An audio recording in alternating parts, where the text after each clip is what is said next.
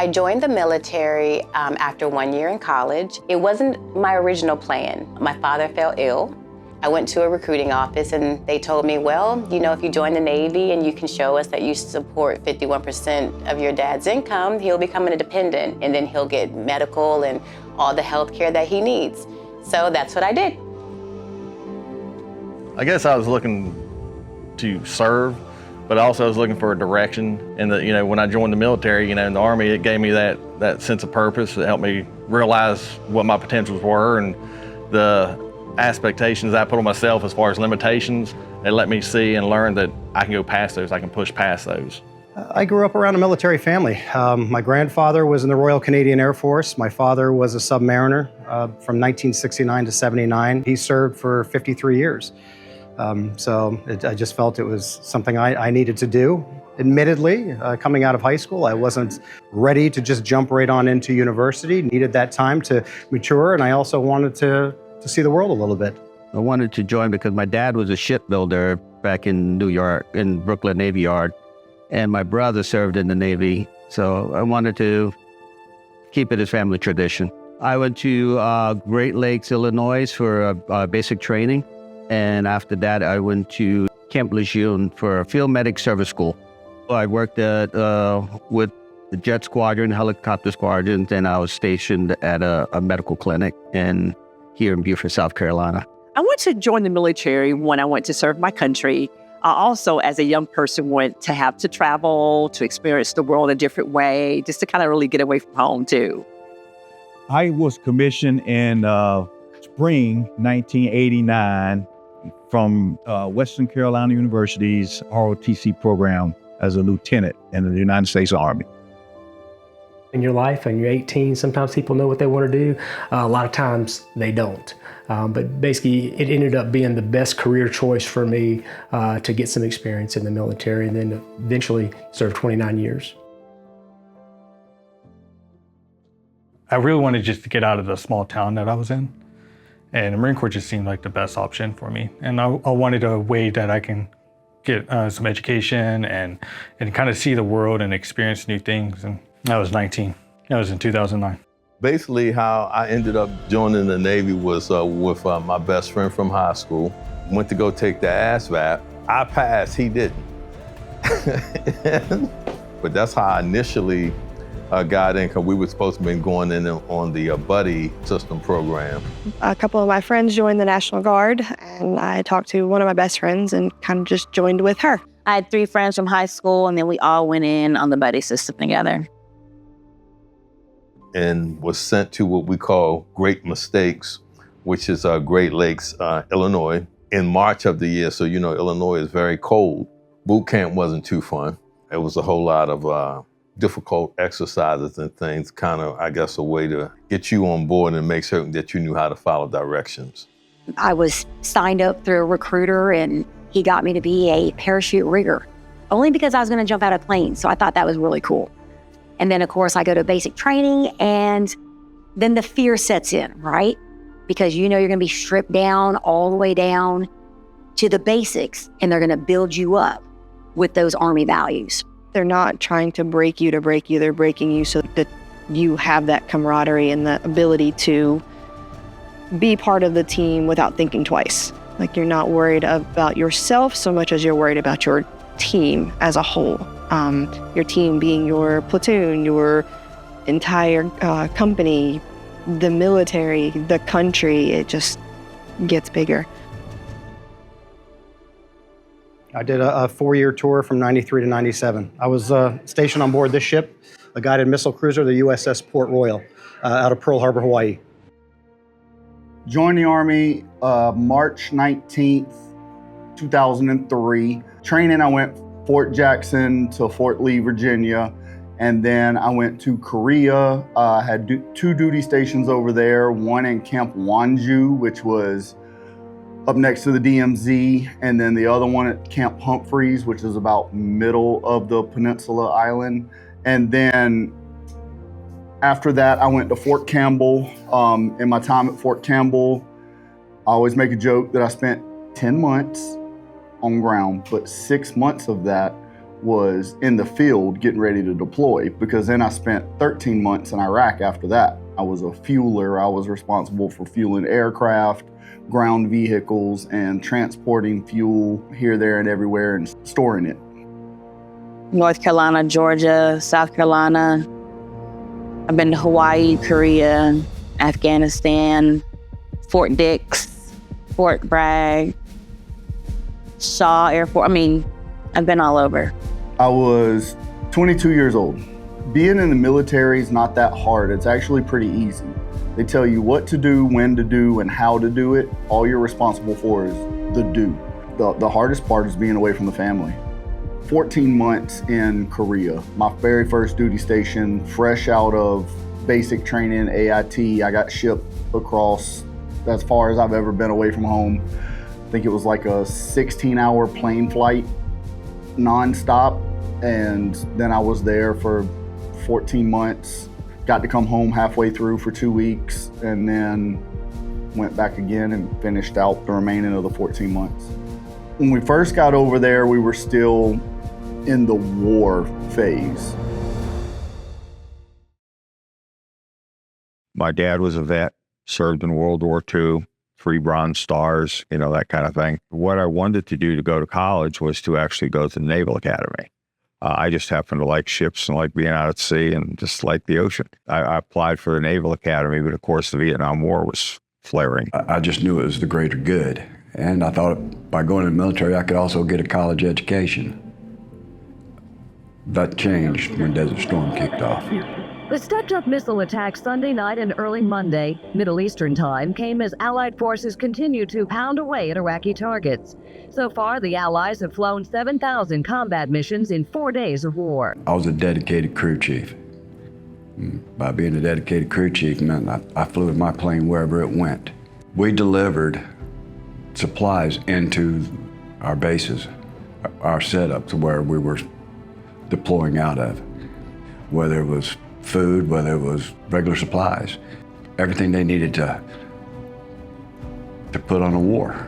It was prior to the first Gulf War, and our thing is we go and set up the communication nodes. It was pretty much sort of like satellites so that the front line can communicate with the command. We were at sea a lot. Because it was a brand new ship, it was the last of the guided missile cruisers. We were a bit of a flagship for the Navy, so they were pretty proud, putting all new weapon systems on board, doing multiple testing in places nobody could ever visit in the world, such as like the Kwajalein Atoll. Many of us had many collateral duties on board the ship, such as being firefighters, being part of small craft attack team, where you would actually go on board ships, be part of the SAR crew as well, which is search and rescue, because we had 2 helicopters on board. We had a big carrier that we were following, the USS Nimitz, so we had to be on patrol to make sure that if anything happened during flight operations, we were there to support them. Being on board that ship and being part of that command, it was a tremendous command. I was with those individuals for almost the full 4 years. That's unheard of for the most part in the military, where you actually stay with that particular crew. So developing the camaraderie and the friendships with that command was truly special. I was a fire controlman, also known as a missile tech. So I was in combat systems, and I just started working on very specialized equipment and very specialized radar, and I shot missiles for the Navy. I joined in 1999, and then 9/11 happened shortly thereafter.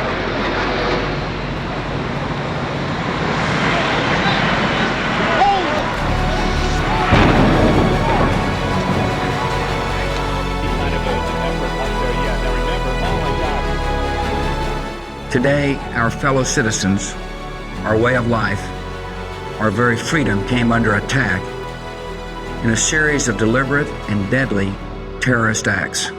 And I was just thinking to myself, what is happening to our country?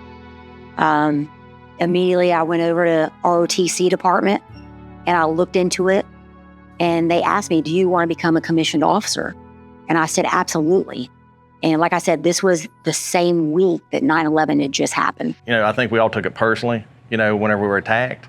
And so that was my way of trying to get to the front line and be on the front line of, protecting and representing our country. I was a junior in high school when that happened, and the sense of patriotism really was something that was an extreme, just covering over everything that I knew in my circle, in my world.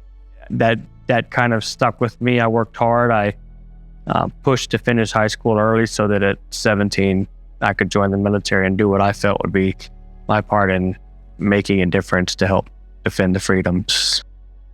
But a little bit prior to that, there were a lot of things happening that the world wasn't even aware of. The USS Cole was bombed in Yemen. I was stationed out there.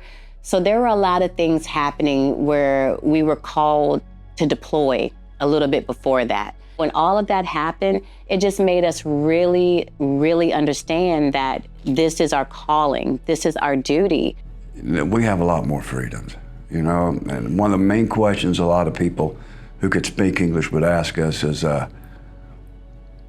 what gives you the right to be the world's police? Because we can, because we're capable, and we can keep the peace. I had 2 football field-sized balloons full of fuel behind me, and I lived 10 feet away from it in a metal box. At that point, it was vehicles and to provide for the Iraqi army we were also training at the time. But then there was one instance where my convoy was getting shot at. I happened to be in a gun turret and I blew up an entire building. Well, then I got the reward of coming back and talking to the colonel and the sergeant major in charge of our battalion. And then after getting reamed out for doing that, because now we're on a peacekeeping mission that nobody told us about, I had to go around to all the infantry guys who really love their toys, that's what we call the weapons, the toys, and telling them that I had to take half of them away from them because of what I did. Things that changed me that were hard to bring back was the way children were treated. We had outhouses and modular toilet facilities. Well, those had to be pumped out regularly. And then we just dumped them in a big hole. What turned into a pond, we also dumped our trash out there. Anything that was even remotely edible, kids kindergarten age up would be waiting around the outside of this trash heap feces pond. And when we dumped our trash, they would go swimming to get the stuff that was edible. That was difficult to see. Women getting beat in the streets because who knows why. They said something wrong. They looked at somebody wrong. They didn't walk an appropriate way, whatever the case may be. Being immersed in that environment, that was difficult. Gave me a new respect for our children, our families, our women in this country and how they're treated. And we realized, you know, everyone says it, but you are willing to die for your country and die for your fellow sailor and shipmate to make sure that we're preserving our freedom. And it really, really set in that this is our culture, this is our life, and this is what we're here to do. And as a missile tech, I had a top secret clearance, and the type of missile tech and radar that we worked with, it was very, very secluded to other parts of the combat systems. We had a generalized area where we would sit with air, navigations, you know, and in the combat systems command central, but our actual weapon system, there were only maybe 25 of us who could operate it and work on it. Chemical, biological, and nuclear warfare we did, basically our job is we ride around in a vehicle called a gut foo, which sucks in air, and it checks for particulates, checks for biological agents, chemical, you know, type agents, nuclear radiation, stuff like that. We just basically test it and we'd see if it's present. Then we'd make recommendations to command staff, like how to deploy people, how not to deploy people, the manner of dissemination of whether it's nuclear, airborne, what's groundborne, just different things of that nature, and to help guide the commanders in making their decision how to deploy the troop. After a while of being in, I transitioned more into procurement. So I was doing the big orders for any of the officers, what they needed before they went overseas. I did a lot of humanitarian type work, delivering aid to the Kurdish, to you name it. We helped maintain the peace the best we could. I was assigned to a shift initially, and that led to the ship going to Vietnam, going to the South China Sea, and with some of the stuff I had done and some of the jobs that I had on the ship, I was asked to get into naval intelligence. People would take pictures of troop movements, enemy troop movements, and we would go in and get behind the lines, take pictures of enemy troops, and we would report those, and then there were hundreds of us. There was some adversity and challenges to help people understand that we're here to help. We're here to restore order. Because my particular job, if we were not doing what we were supposed to do, our ship could get targeted, could get hit with a missile, there could be submarines in the area.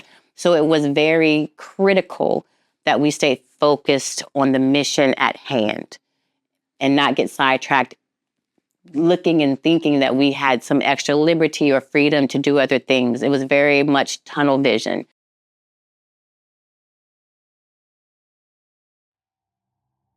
I knew that we were, keeping the country safe, but, being on an aircraft carrier, the planes pretty much do the work. We make certain that we get them in the air and they, go and do the, real fighting. But, I saw people lose their lives. We had some accidents with one of our planes that went in the water. One of our planes disappeared and never came back to the ship. And so I knew that it was a dangerous work, but it was a work, that we were called to do. If you're in the military, you're naturally patriotic to your country. Just the people I met and the different backgrounds and everything, it just made me understand that, we wanted to protect, what we have here in America, because we're a huge melting pot of different cultures and backgrounds. I don't think any other country really has what we have. I was actually on 3 carriers. I was on the Independence when I first joined and wasn't there long because the ship went into dry dock. I got transferred to the U.S. John F. Kennedy.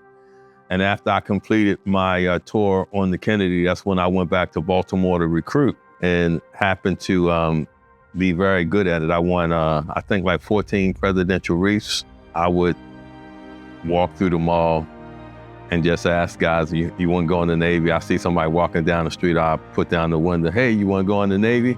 I've had a very successful career, and it wasn't all me. I had other people around me that helped me get there. So I served, I guess, about 17 years as security police. Think of that as an MP. Also, I was a human resource advisor, a group command chief, eventually the state command chief, which is the senior Air National Guard member. And then we created a new position, and I was the first command senior enlisted leader of the South Carolina National Guard. And that was my last job before I retired. I took advantage of the opportunities that the military provided. If that was additional training, I've got a plaque up there, Reserve Component National Security Course. Did a lot of networking there that helped me understand at a higher level how to lead and how to understand the bigger picture of what the military does.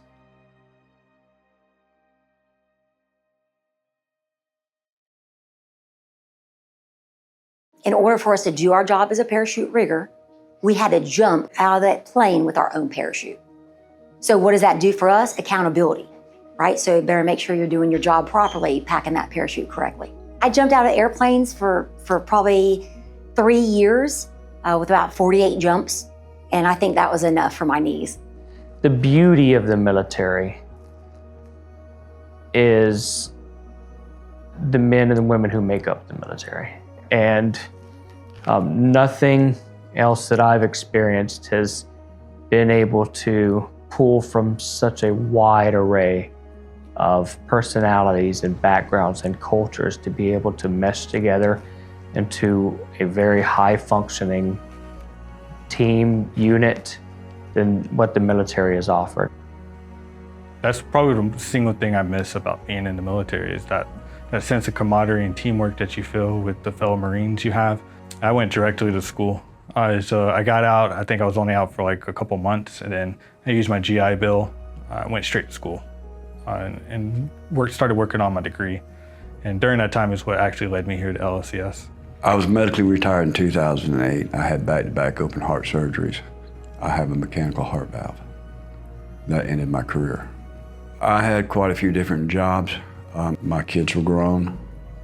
I moved back here. A lady that worked here, Miss Dalton, called me up and wanted to know if I'd like to work here. And it began about 5-6 years ago. My degree was in business administration, and so I got involved in the business world, and mostly in marketing, and I was in my 50s. And I realized after about 6 months that I could not stand to be at home and be retired. You couldn't play enough golf. I told my wife, I just can't do this. And she said, you know, you've always wanted to teach high school. I started teaching part-time business and economics courses in the business department at Midlands Tech. And I found out I loved the classroom. And I just absolutely loved it. You know, the reason I went to teaching high school, you know, was that I felt now I could start giving back. Before it was even really a school, we hadn't had the first student in.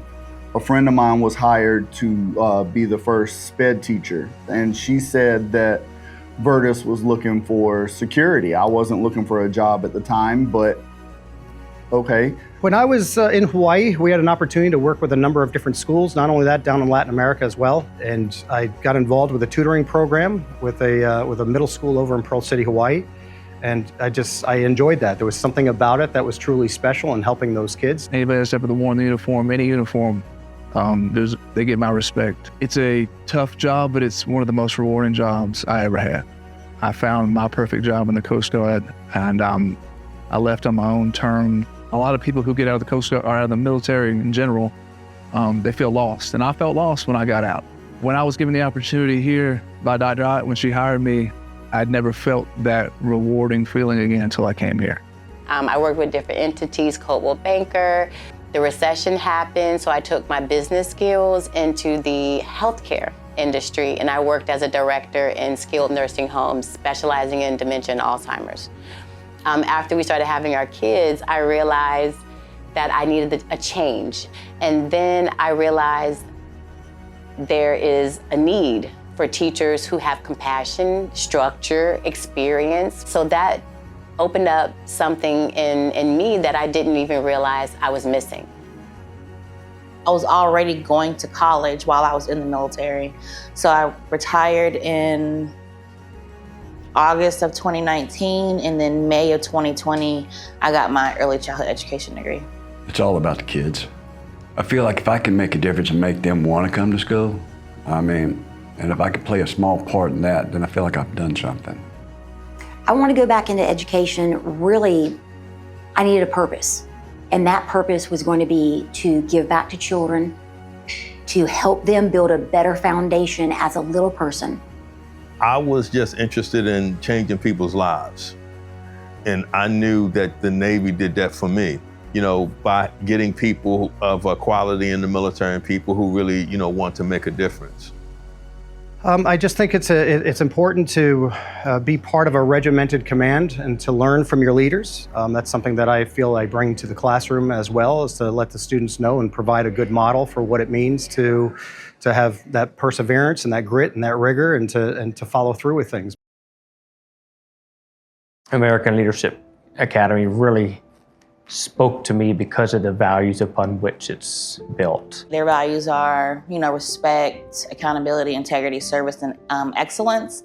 And the core values in the Air Force are integrity, service before self, and accountability. In my next step, there was a period of time where I was lost going from the military world to the civilian world, and there really is something therapeutic about working with children. Well, Mr. Watts, my name is Fralise Pimentel. I work at Watchbox City 7.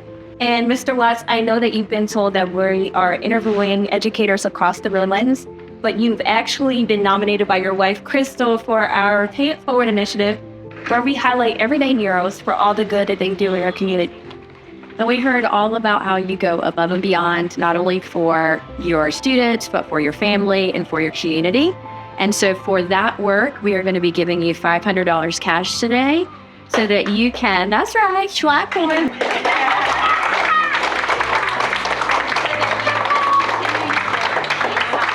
have not found another calling for me since the military.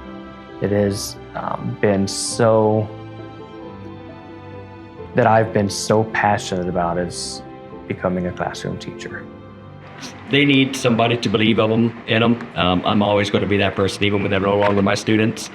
For the rest of their lives, they're going to have the biggest cheerleader in me, and I'm always going to be that person that's going to be there to support them and be their advocate.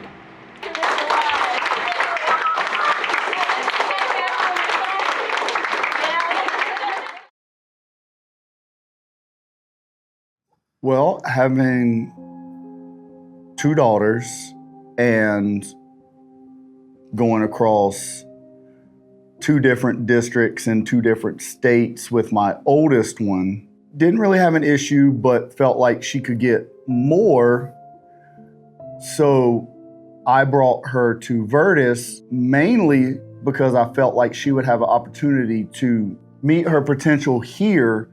Case in point, my daughter's battled cancer 3 times, and the second to last time, she was in basically a coma, fighting for her life for 6 months. She came out of that, and we were doing homebound school here at Virtus, and she finished 7th grade in 6 months and did so well that she essentially skipped 8th grade and went directly into high school and college courses. And now this year will graduate a year early from high school and have an associate's degree. There wasn't that opportunity at the other districts. So this has really been great. I live in Fairfield County, which is a high poverty area. And if we didn't start this school 12 years ago, those kids would not have had a choice. My leadership, a lot of that was developed out of the military. That and some political experience has really helped me first open the school and then grow the school and then overcome some challenges. But my experience there and able to get some resources to help us out has been able to take us to the next level. And now we've got this 38,000 square foot facility, which the kids deserve, and we were finally able to get that for them. I enjoyed real estate. I understood it. I knew how to manage assets and property, but I've never felt more fulfilled and happy than being in a classroom, teaching students, seeing that light go off in their head and their whole face just light up. Or seeing a child that's having a challenge, they can't quite figure it out, and having an encouraging person come in, work with them, slow down, take the time to show them the strategies and steps they could use to be successful. And then their face just lights up again. And I just fell in love with it. It's such a natural satisfaction of watching them grow from knowing nothing to growing in their roles and what they're being taught, and then actually seeing the product of what you taught them. Everyone is like family. You know each other, we hang out together. The kids, they look at you like a family member or a dad or an uncle, and you feel part of them. Whenever I spoke with someone, they would come into my office, and I learned this from going to recruiting school. You ask people, what is it that you want to accomplish in life? When I speak to students, what do you want out of life? What is it that you want to pursue in life? And I would craft a path by being in the Navy and show them how they could accomplish their goals by being in the Navy. And that's the same thing that, we do in education. And so I knew that it was impacting lives, and by, impacting individual lives, it impacts our country. Being part of raising little people that are going to be our leaders one day, and knowing that some things that we've seen and done and had happen in the past may not obviously want to be part of our future, and knowing that these little humans are the ones that are going to make that difference. I think it's important that they learn how to think, not what to think. And I think because of these teachers, because they're from all over the place, they've seen a lot of different things. They've done a lot of different things. So I think that helps out these kids a lot, and especially our kids are from all over. If you look at the ring around the cafeteria of flags, that represents every nation that has ever been in this school or part of this school. It's okay to trust your teammates and to do what you need to do to get the mission accomplished. So now as an educator, I do what I need to do in my everyday work to make sure things get done. You know, whether we're talking about, military, whether we're talking about, education, I think that if we are going to enlist people who really make great impact into society, we have to try to stop making one size fits all. And when I think about, education of choice, all schools aren't the same. All of the training that I received as a ROTC cadet, going through all the military training, taught me valuable skills that I apply and incorporate in my leadership skill here. I take the same principles when it comes to running a school, when it comes to educating students, about lives lost, lives gained, blood shed for what we call freedom, freedom of choice, freedom to come to a charter school, freedom to go to a public school, freedom to go to a private school, freedom to go homeschool, freedom to go to online school. That is what makes this country the best country in the world. And so when I think about, school of choice, I think that just like we have the choice to live where we want to live, go where we want to go, serve the God we want to serve, how we want to serve them, people should have the freedom to choose the education that's best suited for their family. School choice supports the American dream because parents have an option of where to send their students. It gives parents the choice to pick where they go, as any other American right is for the parents to choose their values. It's the American right, American value for the parents to place a child where they see fit.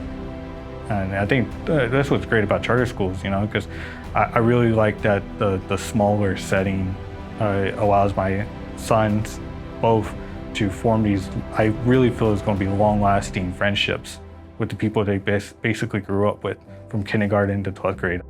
These kids are our future. It's not the battle, it's the war. And that's what we got to win. That's why this country is important. Because once it's gone, there's no place for these guys to retreat to. I think it's important that we keep our freedoms. I know a lot of people like to say thank you for your service, and call us, like heroes or whatever. But it's not what it's done for.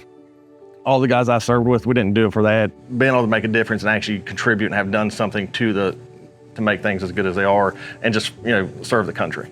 Really, being a veteran is giving back. I don't always like the light shining on me as a veteran. Because I feel like it was a duty that I needed to do. It's just part of my duty. It was something I did for our country. It was part of me personally and my service. Do what you do to protect everyone you love and the place you love and your home. Absolutely went in with my own thoughts of why I'm joining the military. But once I got in there, got into boot camp, I realized that I'm here to serve my country.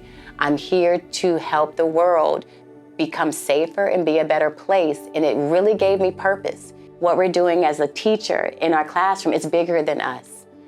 It's bigger than just what we think, what we feel, and to be able to capture how we feel, our strategies, and align it with the school, and to help the students and the children who are here, it just felt perfect. I realized that this is what I'm supposed to be doing. The Marine Corps provided me that, basically turned me into the adult I am today. A lot of my values and confidence, everything I've done in my life, I wouldn't have had it without the Marine Corps. You feel like to some extent you gave back and you sacrificed various levels. You give back and you sacrifice various levels. There's been some people that have sacrificed the ultimate sacrifice with their life.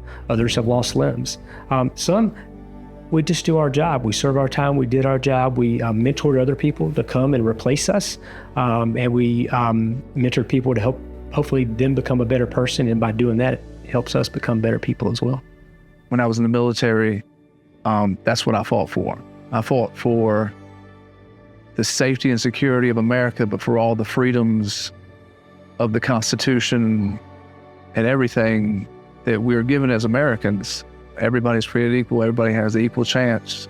And that's here, that's in charter schools across South Carolina and in the United States. And I'm proud to be here because I feel like still making a difference. I don't want to say that it shaped who I am, but I want to say that it confirmed who I am. Education is not for the faint of heart because it's difficult there sometimes. And sometimes you're going to get wins that you don't see because these wins are going to manifest down the road somewhere. But you're the one that started that individual on that path that helped them to be successful. But to hear their parents say that they're doing great now, that they're doing this, they're doing that, it blesses me. You know, it encourages me, you know, to keep doing the work and not to give up. And that's what I believe, you know, education is about. You know, when you have a student that's striving, they're not struggling, they're striving, you know, to grow, to read, to learn the mathematics. You got to pivot and shift. Everything is not going to work for every student, and you have to care enough to find out what makes that student tick.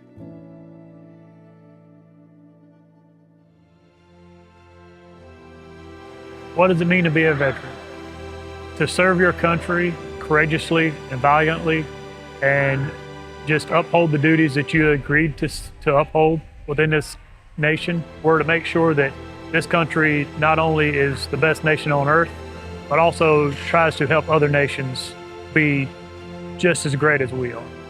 I'm very proud and I'm very humbled that what I've done and the people for me, and as people have sacrificed a lot more than I have. And I'm just proud that I could be a part of that group that give us these freedoms that we're doing right now, talking right here. I'm proud of my service. I would do it again today. And anytime I look at like a photo from basic training to a badge that I wore for 8.5 years, I'm happy with the choices that I made. I'm very happy that I was able to serve my country and give back to the country that's treated me so well. It was something that I wanted to do and just be proud of the United States of America, where we live, the home of the free, you know, and we should appreciate that as Americans. It means that when I finally pass away, I'll have a flag-draped coffin, and I'm proud of that. I want to be buried in the National Cemetery, there, amongst my brothers and sisters. It's one of the greatest things I ever did, or ever do. I learned to look at the big picture. We're at war. Educators have a responsibility to educate our citizens and our society. We may not have to carry a M16 or M18, but we can carry a textbook and make sure that our kids are equipped. We're here to help and to teach children, to help them on their academic journey, to help them reach their full potential. The oath of the veteran, it never ends and it never will end.